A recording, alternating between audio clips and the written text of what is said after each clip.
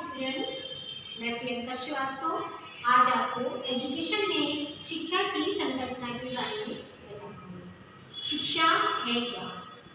शिक्षा ऊर्जा की प्रथम रश्मियों से अलौकिक अरुणोदय की शुभ बेला में अबोध मानव शिशु का जन्म एक नव आगंतुक के रूप में होता है, वैसे ही शिक्षा उसके हाथों को थाम लेती है। और शिक्षा का क्या काम होता है? जीवन पर्यंत उसका मार्गदर्शन। जब बच्चा जन्म लेता है तो वो कोरे कागज के समान होता है और एक मिट्टी के टुकड़े के समान होता है। जैसे कच्ची मिट्टी कुम्हार के हाथ में पड़ जाती है तो कुम्हार उसको आकार दे देता है, एक पात्र का रूप दे देता है, बर्तन बना देता है। वैसे ही शिक्षा वैसे ही बच्चा जब जन्म लेता है तो जब वो शिक्षा जैसे ही वो प्राप्त करता है या शिक्षा के हाथों में जैसे ही वो आता है, शिक्षा उसको सभ्य प्राणी बनाती है, एक सामाजिक प्राणी बना देती है शिक्षा। अब मैं शिक्षा का शाब्दिक अर्थ। शिक्षा शब्द की उत्पत्ति, शिक्षा को अंग्रेजी में एजुकेशन कहते हैं और एजुकेशन शब्द की उत्पत्ति लैटिन भाषा के एजुकेटम शब्द से हुई है। एजुकेटम शब्द दो शब्दों से मिलकर बना है, ई प्लस जुको। ई का अर्थ है अंतः से और जुको का मतलब होता है अग्रसर करना, अर्थात शिक्षा का कार्य है बालक की अंतर्निहित शक्तियों को अग्रसरित करना, बाहर लाना। शिक्षा शब्द संस्कृत के शिक्ष धातु से बना है जिसका अर्थ होता है ग्रहण करना। यहाँ शिक्षा सीखना और सिखाना दोनों ही क्रियाएं शिक्षा में आ जाती हैं। फिर आपका आता है शिक्षा का संकुचित अर्थ। शिक्षा का संकुचित अर्थ जिसको हम विद्यालयी शिक्षा भी कहते हैं, अर्थात विद्यालय में प्रदान की जाने वाली शिक्षा को संकुचित शिक्षा कहते हैं, जहाँ पर निश्चित कालांश, निश्चित पाठ्यक्रम, निश्चित शिक्षा विधि, निश्चित शिक्षक और निश्चित शिक्षार्थी को शिक्षा प्रदान करते हैं, इसे हम संकुचित शिक्षा कहते हैं। फिर शिक्षा का व्यापक अर्थ। शिक्षा का व्यापक अर्थ, शिक्षा का अर्थ बहुत विस्तृत है। शिक्षा के व्यापक अर्थ में हम ये कह सकते हैं कि जीवन के प्रत्येक अनुभव जो बच्चा जन्म से लेकर के मृत्यु तक सीखता ही रहता है, वो सारे अनुभव शिक्षा के व्यापक अर्थ में आते हैं।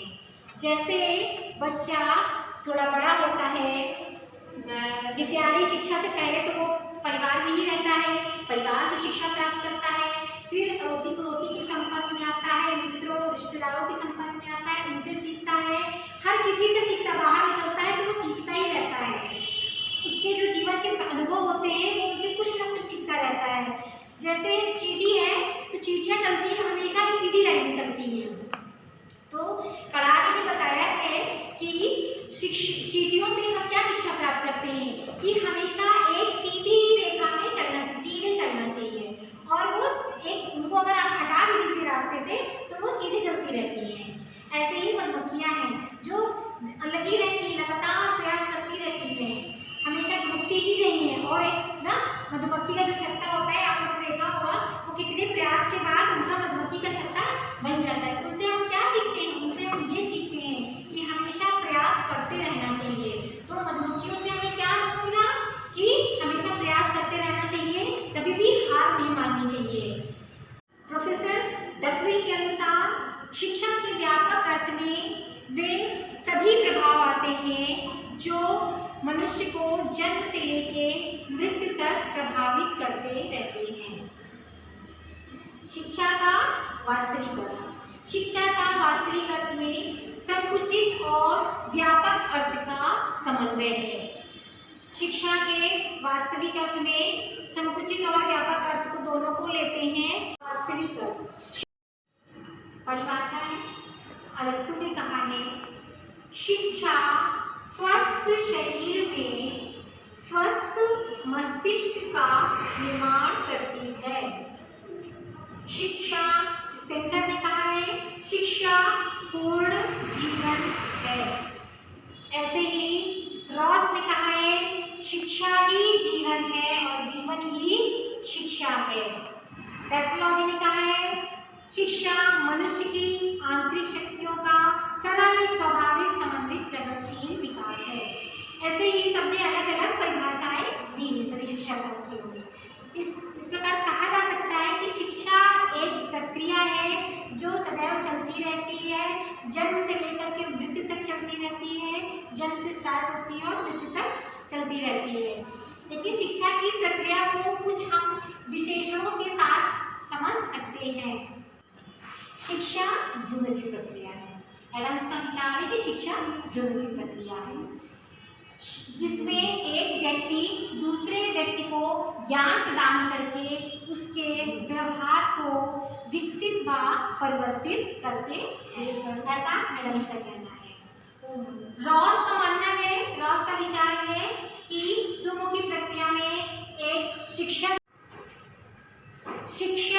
और दूसरा शिक्षार्थी।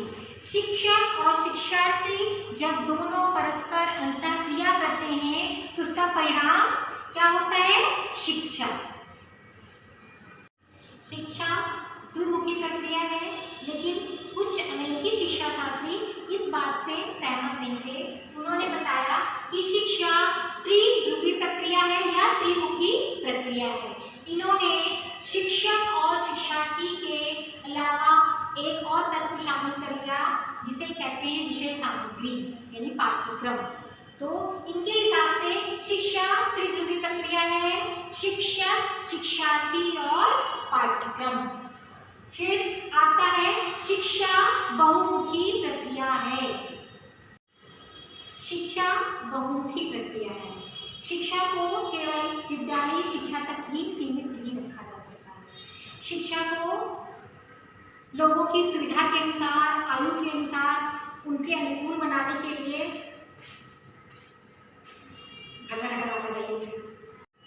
शिक्षा बहुमुखी प्रक्रिया है। शिक्षा को केवल विद्यालयी शिक्षा तक ही सीमित नहीं किया जा सकता है।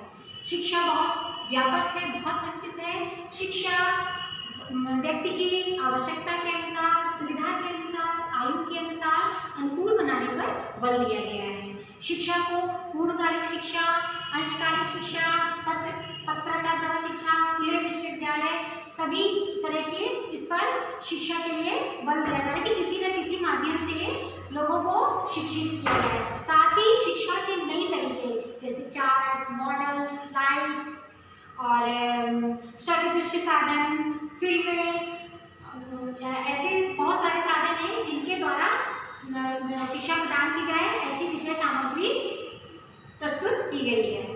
Thank you class.